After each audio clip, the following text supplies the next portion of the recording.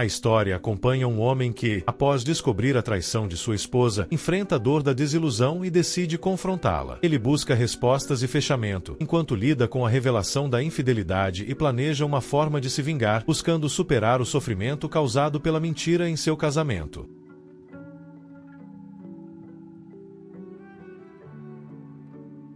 Minha esposa me traiu. Durante minha depressão, culpou minha saúde mental e eu fiz questão de que ela fosse embora. Minha esposa me traiu durante minha depressão, culpou minha saúde mental e eu me certifiquei de que ela saísse sem nada após o divórcio. Tenho 37 anos, sou homem e fui casado com minha esposa, de 36 anos, por 9 anos. Nos conhecemos desde o ensino médio, então ela é uma das pessoas que mais me conhece no mundo. E posso dizer que também a conheço muito bem. Para simplificar, chamarei ela de Daphne. É doloroso precisar pedir conselhos sobre isso, mas não sei o que fazer e meu estado mental não ajuda. Vou dar um pouco de contexto para vocês entenderem melhor. Tive uma infância difícil, para dizer o mínimo. Minha mãe era dependente de drogas e meu pai, que era uma ótima pessoa, perdeu a vida por causa de amigos dela que eram usuários. Eu mesmo o encontrei morto e isso me traumatizou profundamente. Cresci com muita mágoa de minha mãe e um certo ressentimento em relação às mulheres. Acabei em um lar adotivo com uma família muito amorosa. No início, fui muito ingrato e rude com eles, mas com o tempo, o carinho deles me ajudou a mudar, embora eu ainda carregasse muita dor. Comecei a fazer terapia cedo por causa dos problemas mentais que enfrentava, mas sempre tentei me manter positivo e superar as dificuldades. Conhecer Daphne no ensino médio foi um ponto de virada. Fomos amigos por vários anos antes de qualquer romance surgir. O relacionamento saudável com ela ajudou a suavizar meu ressentimento. Estudamos na mesma faculdade, onde nos formamos juntos, e 2 anos depois, começamos a namorar. 1 ano depois, eu a pedi em casamento, e nos casamos há 9 anos. Daphne não esteve presente nos piores momentos da minha vida, mas sempre soube das minhas lutas com a saúde mental. Ela parecia entender e aceitava cuidar de mim quando eu precisava. Perguntei várias vezes se ela estava realmente disposta a lidar com esse peso e ela sempre dizia que sim. As coisas começaram a mudar cerca de 4 meses atrás, durante um episódio grave de depressão. Esses episódios se tornaram menos frequentes com o tempo, mas ainda acontecem. Durante os 2 primeiros dias, Daphne ficou ao meu lado como sempre fazia, mas no 3º dia, ela começou a agir de forma estranha. Disse que precisava sair e voltou muito tarde.